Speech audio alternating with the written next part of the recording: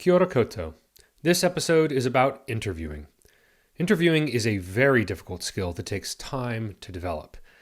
This episode will address the aspects of the interview itself, specifically selecting a location, what to do before the interview, during the interview, and after the interview.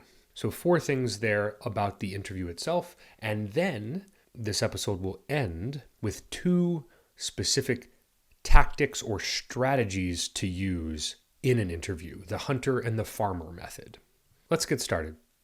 The first thing to do when preparing for an interview is to select the best location that you can possibly use. Obviously, quiet is important. So choose a space that you think will be most quiet inside and out. So if you're recording in someone's house, which room is furthest from the street or furthest from the neighbor's house where they might be mowing the lawn, for example? If you're selecting a place at a business or at a cafe, is there a back room? Is there a less used room? What's the room at the end of the hallway so you don't have people walking by engaged in hallway conversations while you're trying to conduct an interview inside? Be certain to visit that location before the interview because you want to go test out that room, see what does it sound like, what kinds of sounds do you have to worry about, and the time of day that you schedule the interview should be the same time of day that you go to try to test the room before the interview because different places sound differently at different times of day. A room in an office may sound very different around busy traffic times in the morning, in the evening, than it does in the middle of the day or than it does late at night. So the time of day matters. The birds outside, if you're near a window, for example, the birds are active at dawn and dusk and maybe certain times in the middle of the day, but less active at night. So the sounds at the time of day matter. So choose that location carefully, go visit it ahead of time to see what kinds of sounds you can anticipate and to confirm that it is in fact the best possible location for your interview. And lastly, always have a backup plan. What happens if you arrive on the day of your interview and there's a fire in the building next to it and there's just all kinds of sirens going on? Or what happens if the neighbor is mowing the lawn? Or any number of things could be going on. Have a backup plan. Another room in the same building, another building altogether that you could go visit, an outdoor location perhaps. Have a backup plan always and be prepared to use it. That's the things to think about when selecting a location for an interview. And the same thing could be said even if you're doing informal interviews on the street. You want to interview people coming in and out of a stadium or a pub. Go to that space ahead of time and figure out where is the traffic and the noise coming from so that you can position yourself away from that noise, that you can point the microphone away from it and ask your guests, your interviewees, you can kind of gently guide them away from those noises so that you can get the best possible audio quality from them. So whether you're indoors or outdoors, visit the space, figure out how you need to arrange the space to best suit your needs. That's selecting the location. Prior to the interview, contact your guest, quite obviously. Let them know the purpose of the interview. Let them know the expectations for the kinds of things you expect to do, to discuss during the interview, how long it might be. And if it's appropriate, you can circulate the questions in advance. And of course, thank them. They're taking time out of their day to help you out. So be gracious, as always, prior to the interview. So that's the kind of straightforward stuff to communicate with them about. Make sure they have a way that they can contact you in case they're running late. And at the interview, arrive early. I cannot say this enough. Arrive 20 minutes early and set up the space. Even if you're recording on your smartphone and there's not a lot of gear to set up, you still need to configure the space in the room. Test out all of the chairs. Which chair is the least squeaky chair? You want your guest in the least squeaky chair. How can you position the chairs for the interview if you're in an interior space away from the heater or away from the noisy street? So you have control over the space. Arrange it how you want to arrange it, so that when your guest walks in, they don't know any different about how that space was arranged, but you have designed it to be the best audio studio that it can be for that temporary moment that it is an audio studio before it transforms back into whatever it is. Same thing again with interviews on the streets. or in outdoor places in a park. Get there ahead of time, figure out where the noisy bits are and the quieter bits are, and how you can position both yourself and your interviewee to be situated for that space. The next thing that I recommend is turning on the microphone and starting the recording before the guest arrives, before your interviewee arrives. Why? Sometimes the laid back and informal greetings or the side conversation that happens before the formal interview gets underway, sometimes that is some of the best audio that you end up getting. Really great greetings, really awkward moments, a chuckle here and there, a funny story. Those moments, you want to catch those on tape if you can, because they might really impact your project in a good way. So I recommend turning on the microphone, starting the recording before the guest arrives. And when the guest walks in, greet them, thank them for coming, and say, hey, I've already turned on the microphone and I'm just doing a test. I'm doing a demo recording to get a sense of how the room is. If you don't like anything that we say here, we don't have to use it, but just let them know that it's already on. And then, in fact, you can begin to test the audio and prepare your interviewee for the interview. So you have to coach your guest on two things after they arrive. You have to coach them on the hardware, the microphones, and you have to coach them on what to expect in the interview. So first, tell them about the microphones and the setup that you have.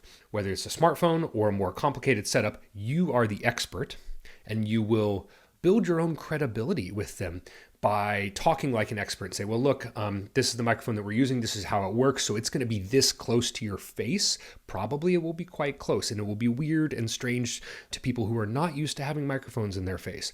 So set them at ease with that, however close it needs to be to them. Let them know this is quite normal. You've checked all the levels, and you've done this specifically because you know how to get the best audio. Also coach them with regards to the microphone and the hardware about things they may not be aware of, such as shuffling papers, spilling water, tapping on the table, so on and so forth. People have things that they do when they get anxious, nervous, speaking publicly, and that's perfectly fine. Just make them aware of, especially people like me who talk with their hands, make them aware of the different things the microphone might pick up. But at the same time, you can coach them on the interview and what to expect. So you can coach them and say, look, you know what? If we accidentally bang on the table, we can stop and restart and re-record anything. We can delete stuff. If you stumble and don't like what you said, no problem. Set them at ease. Odds are your interviewee will be nervous. We often get nervous when speaking publicly, and your job is to set them at ease. And you do that by, one, demonstrating your confidence and competence with the equipment, and also by helping them understand that you are trying to make them sound as best as they possibly can. And that's your goal, and you'll do anything necessary to help them sound very good. So set them at ease. Let them know the expectations, how long you expect to go. Ask if they have any questions prior to starting, and then go ahead and test that recording that you've been doing this time. Hit stop and play it back, listen, compliment them on the sound of their voice. This is the single most important pre-interview thing I would suggest, other than choosing a great location. Tell them they sound really good. Tell them how excellent their voice sounds, so resonant and beautiful. Make sure that, in fact, the audio recording does sound good. Listen for any details. Again, this also builds your credibility, so don't rush it. It demonstrates to the interviewee that you have your headphones in, you know exactly how to make them sound great, and you are well prepared to help them sound as best as possible. Now, let's say you've conducted the interview. You thank them profusely, send them on their way, and after the interview, always send a thank you message and let them know what's the next step. What's the timeline they can expect when they will hear from you next about your final episode, a draft of your episode that you'd like them to listen to. Just let them know. It's a courtesy at the end of the interview and as a follow-up via text or email or phone call that you continue to communicate with the people who've given their time to you.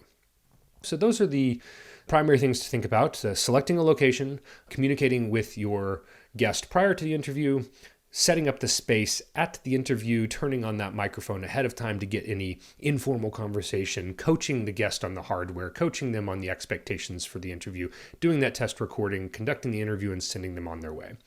So now let's transition to talking about different methods or strategies for conducting an interview. One very common strategy that's often used in news reporting is to ask the interviewee before you begin the interview, can you please repeat back the main idea of the question at the beginning of your sentence by using complete sentences?